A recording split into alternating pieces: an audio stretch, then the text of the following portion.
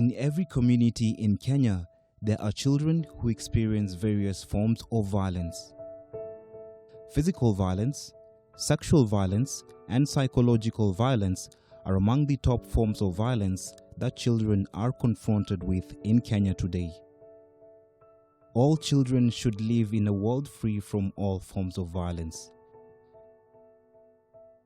The Constitution of Kenya is clear under Article 53(1)(d) that every child has the right to be protected from abuse, neglect, harmful cultural practices, all forms of violence, inhuman treatment and punishment, and hazardous or exploitative labor. Unfortunately, many children still experience various forms of violence. Let me talk about a girl because it is always being done to girls more than boys. For example, a girl is going to school in the morning or coming back from school. The girl might be defiled on her way going to school or coming back. And what will be the results? HIV/AIDS or early pregnancies. The girl will not be sure of herself. Then she will be overthinking of so many things. She will not even be able to go to school thinking that am I HIV positive or am I HIV negative or am I pregnant? And most of the rape cases are done by the relatives or the parents. Let me say, for example, a father. A father will, after the girl is pregnant, she will send the girl away from home, yet maybe he is the one responsible for the pregnancy.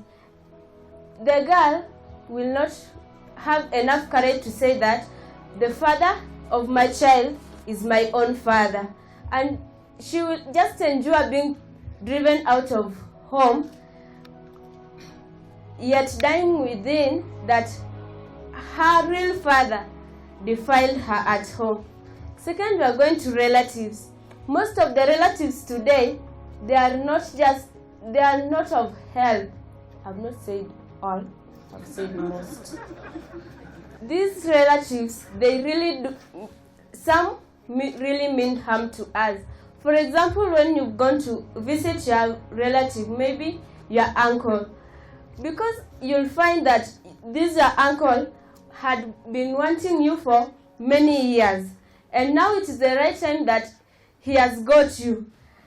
While you are at home and no one is there, maybe the wife, and you are left with him alone, he will maybe tell you that get inside the room, then make your bed because it's untidy.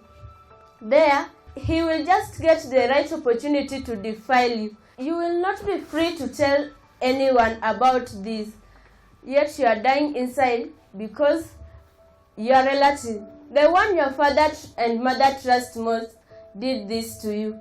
And he will not take the responsibility of being the father of the child.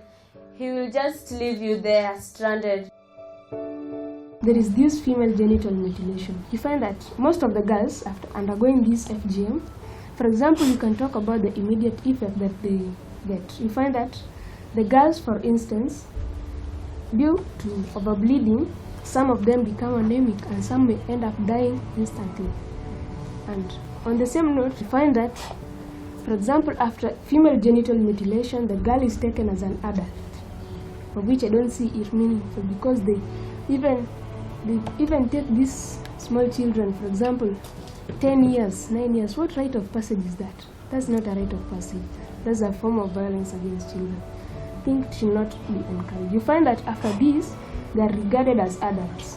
And this is what the parents say. Since you are an adult, you can get married, you can get pregnant at any time. So you find that most of the girls, this is when they get married, leading to child marriages. Surveys conducted by the government shows that 18% of boys and 32% of girls experience sexual violence. 21% of girls and women aged 15 to 49 years had been victims of FGM. 1 out of every 4 girls are married off before the age of 18. 18% of girls are victims of child pregnancy. As part of our contribution to making a significant impact on the well-being of children, World Vision Kenya launched a 5-year campaign to end violence against children. The goal of this campaign is to contribute to increased protection, participation, and well-being of most vulnerable children in Kenya. It is important that we support this process as government, together with other stakeholders, so that we have all the cases handled properly. Children go to school. We want leaders to come from this community. Yeah, it is not only happening here; it is happening in other parts of the country. Yeah, but we have started the national launch here, so that now we go out to the counties. To end violence against children, the voices of children must be heard. We call upon all stakeholders to invest in the implementation of the globally agreed strategies for ending violence against children, commonly known as INSPIRE. Implementation and enforcement of laws that protect children. Norms and values that promote child protection. Safe environments for children. Parent and caregiver support for children. Income and economic strengthening for households and their families. Response and support services for children. Education and life skills for children.